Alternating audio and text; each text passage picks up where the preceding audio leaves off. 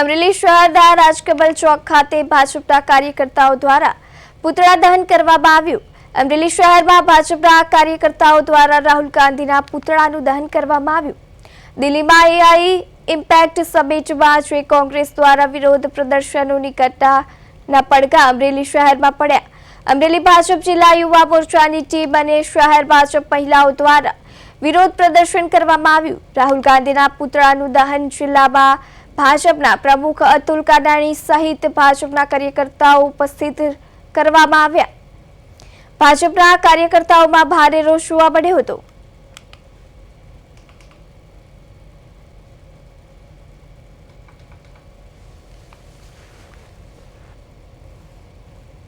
કરવાની ઘણી સિસ્ટમ હોય છે અને અલગ અલગ વ્યવસ્થા હોય છે, પરંતુ અન્ય દેશોના વડાઓની વચ્ચે જઈને આપણા દેશને બદનામ કરવો કેટલા અંશે વ્યાજબી છે।